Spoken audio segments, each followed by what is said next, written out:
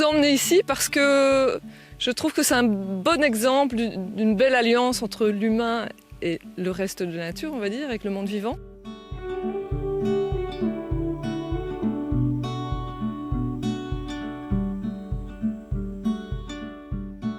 Nous, à l'Aquascope Virel, on a créé il y a une dizaine d'années le centre ethnobotanique. Et c'est un centre qui s'intéresse aux relations entre les humains et les plantes.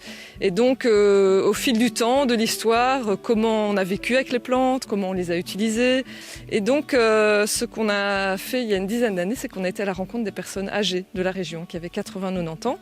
Et pour nous, c'était important d'aller voir ces personnes parce que après la guerre, il y a eu une rupture dans la transmission de savoir liée aux plantes.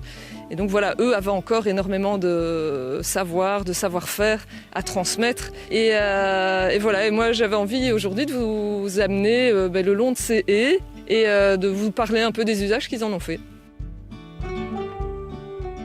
Voilà, en tout cas, en rencontrant les personnes âgées, ce dont on s'est rendu compte, c'est vraiment que les plantes rythmaient la vie des gens, la vie sociale, économique, culturelle, parce que les gens faisaient énormément de choses avec les plantes et à toutes saisons. Donc en hiver, on faisait les paniers au coin du feu, on faisait les manches d'outils, puis au printemps, été, on cueillait le tilleul qu'on faisait sécher pour faire des tisanes, puis on se nourrissait d'orties pour faire la soupe dépurative. Enfin voilà, chaque saison avait vraiment ses plantes. Dans les bocages, il y a énormément de plantes et les haies, donc comme ici l'aubépine. Donc ça, c'est une plante qui était beaucoup utilisée pour différents usages. Donc quand ils se baladaient, les enfants, ils aimaient bien grignoter des baies sauvages et ils connaissaient bien celles qu'on pouvait manger, même si elles étaient rouges parfois. Hein. Parfois, il y en a des toxiques, mais celle-ci est très bonne. Donc la baie de l'aubépine, elle se mange et les enfants l'appelaient une petite pêche. Parce qu'effectivement, ça ressemble un petit peu à une pêche. Déjà, il y a un noyau et puis c'est un peu farineux, comme ça peut l'être parfois chez les pêches. Voilà. Alors un deuxième usage qui est très courant et qui est encore très usité aujourd'hui, c'est les fleurs d'aubépine. Donc les fleurs d'aubépine, on les cueille plus ou moins au mois de mai, on les fait sécher, on en fait des tisanes et c'est bon pour le cœur, pour réguler le cœur. Alors aujourd'hui en phytothérapie c'est toujours très utilisé dans tous les mélanges pour les insomnies par exemple, l'aubépine en fait partie, si ce n'est qu'on l'achète alors que voilà, si on avait toutes ces connaissances et qu'on avait des bocages autour de soi, on sait qu'on peut tout simplement les récolter soi-même et c'est encore de meilleure qualité quand on fait soi-même.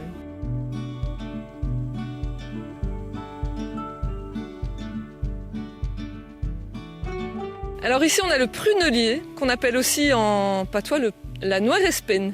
Donc il y a l'aubépine qui est la blanque espine et le prunelier noire espine. Et je vous parlais de barbelé végétal, regardez, c'est quand même un incroyable barbelé naturel. Et voilà, donc en plus de faire clôture, cette plante, ce qui a traversé les temps comme usage, c'est la liqueur. Donc avec les baies de prunelle, on peut faire de la liqueur qui se fait toujours beaucoup aujourd'hui. Un autre usage du prunelier, de la noire espène, c'est, on dit que c'est une plante météo parce que les agriculteurs qui vivent en connivence avec ces haies les observent beaucoup, donc ils ont vraiment une attention par rapport à ces haies.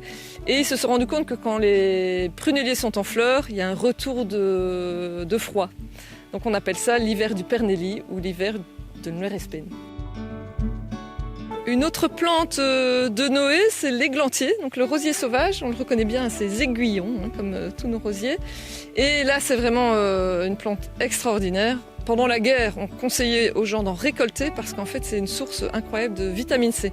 Donc dans ces petites baies, on a 10 fois plus de vitamine C que dans le citron. Et ça fait partie aussi de ces grignotages d'enfants.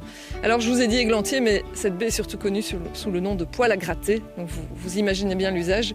Et quand on la presse, alors il faut qu'il gèle pour qu'elle devienne blette, mais à ce moment-là, on peut la presser. Et en évitant de prendre les poêles à gratter, on a une pulpe toute rouge, hyper riche en vitamine C, avec laquelle les gens faisaient plein de recettes. Ça revient d'ailleurs, on peut acheter des préparations Synérodon, et c'est un délice des chemins.